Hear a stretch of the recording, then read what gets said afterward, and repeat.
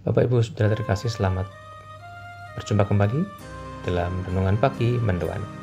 Menyatu dalam doa dan renungan bersama dengan saya, Romo Ngarlan, dari Katedral Kristus Raja Purwokerto, hari Jumat 14 Juli 2023. Saudara-saudari terkasih, Injil hari ini dari Matius 10 16 sampai dengan 23. Dalam nama Bapa dan Putra dan Roh Kudus. Amin. Tuhan bersamamu dan bersama rohmu. Inilah Injil suci menurut Matius. Dimuliakanlah Tuhan.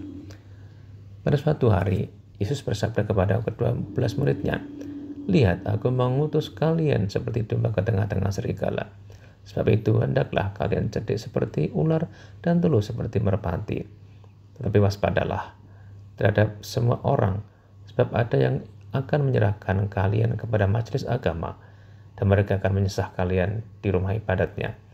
Karena kalian akan dikirim ke muka para penguasa dan raja-raja sebagai suatu kesaksian bagi mereka dan bagi orang-orang yang tidak mengenal Allah.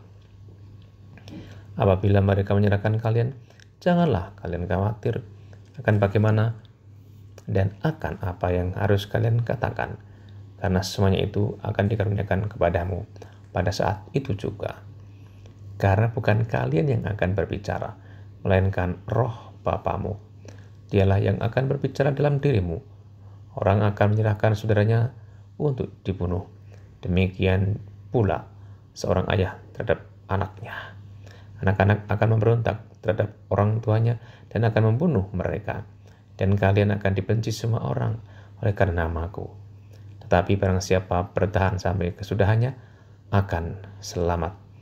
Apabila mereka menganiaya kalian di suatu kota, larilah ke kota yang lain. Aku berkata kepadamu, sungguh sebelum kalian selesai mengunjungi kota-kota Israel, Anak Manusia sudah datang." Saudara terkasih, sebagai pengikut Yesus Kristus, para murid diutus menghadirkan kerajaan surga. Namun pasti ada banyak tantangan, bahkan penderitaan. Para martir pun sudah memberikan teladan bahwa para pengikut Kristus itu mengalami derita, bahkan nyawa taruhannya. Para martir gigih menghadapi semua derita akibat ikut Yesus Kristus. Bahkan nyawanya sendiri dipersembahkan, maka mahkota abadi dianugerahkan kepada mereka oleh Allah Bapa. Saudara-saudari terkasih, kita juga dalam mengemban tugas perutusan akan mengalami tantangan, hambatan, bahkan derita sebagai pengikut Yesus Kristus. Jangan takut, Tuhan menyertai, bahkan Tuhan menolong kita.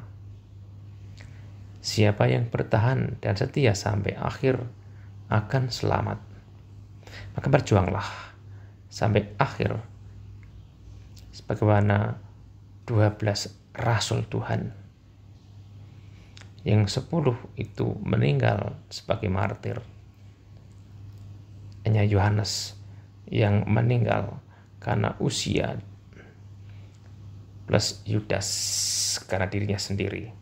Yang lain adalah sebagai martir yang berani menanggung risiko akibat iman pada Yesus, akibat mengikuti Yesus. Bahkan nyawanya sendiri dipersembahkan demi iman itu.